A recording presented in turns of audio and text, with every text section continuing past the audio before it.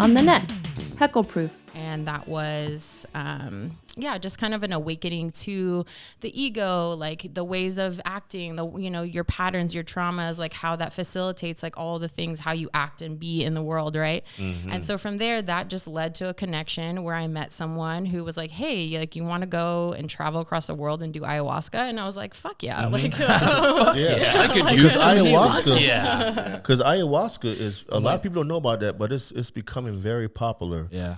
If you want to go into a deep spiritual transformation. Yeah. And I don't know if everybody, some people is not ready.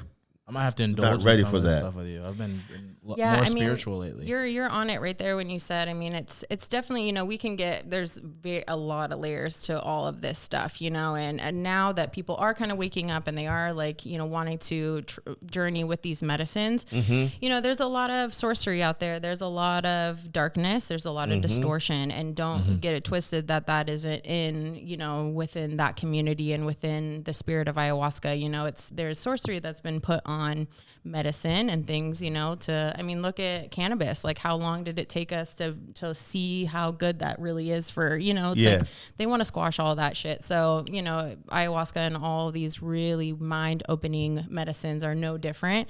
So yeah, be careful, be careful with who you sit with. It's not smart to just travel to fucking Peru and go and find someone on the street. That was a point I wanted to bring up too. Yeah.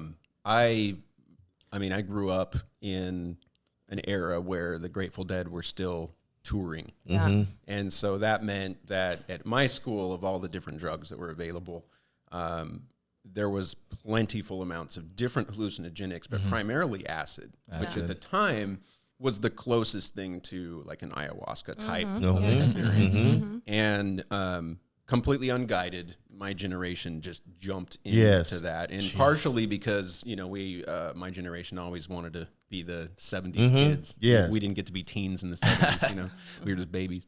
But with hallucinogens, the thing that I learned right away after a couple of times of using acid was you really should have a guide. You really should have a teacher. Good point, Matty. Someone can sit you down and they can walk you through every state of what you're about to experience. 100%.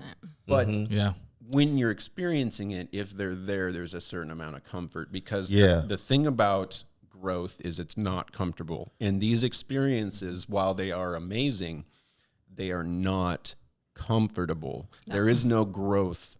Right, there's without a little breaking of the roots. Oh, it's 100% all about that. Don't forget to like and subscribe, and follow us wherever fine podcasts are streaming.